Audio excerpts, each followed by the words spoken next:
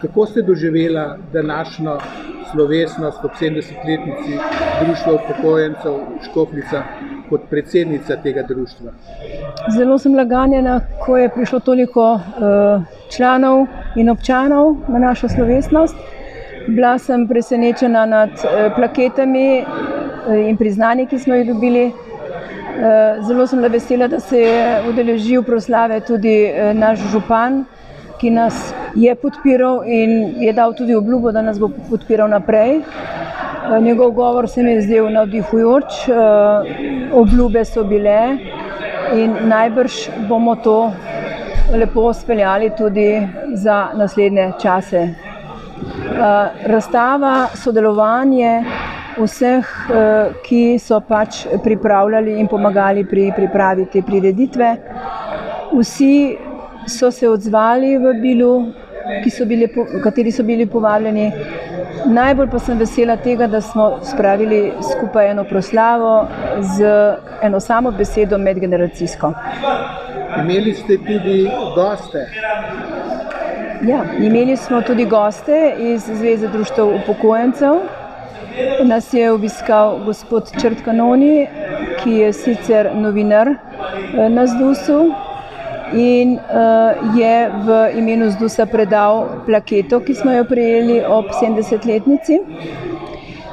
Zelo sem bila počaščena, da so se udeležili predstavniki mestne zveze upokojencev in območne zveze upokojencev.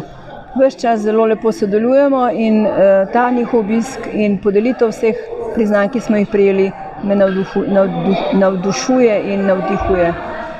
No, na proslave oziroma slovesnosti so nastopili tudi člani društva Veliki Gaber, s katerim imate prijateljske stike. Ja, te prijateljski stiki trajajo že nekaj let. Prvič so nas počastili z obiskom na enem od občnih zborov. Bilo nam je všeč, zanimiva je njihova optimističen pogled na nekako take prireditve, radi se družijo in mislim, da so bili naši obiskovalci zelo zadovoljni z izborom. Ste bili kaj ponosni, ko so vašo slovesnost vodili učenci osnovne šole Škofljica?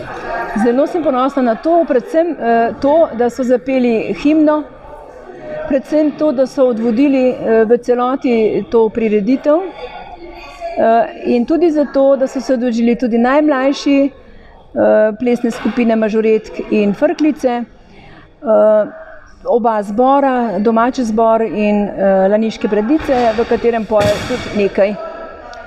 tudi nekaj naših članic. Kakšni so vaši načrti? Naši načrti so taki, da bi še naprej gojili in oblikovali in še več vsebin dali vsem aktivnostim, pridobili še več članov v te aktivnosti, zbiramo nove ideje, ki jim bomo zagotovo prisluhnili in tako bi te aktivnosti in te naše sekcije, ki so že itak precej, bi rekla, uglašene, še okrepili. Hvala lepa za pogovor, se lahko prosim še predstavite?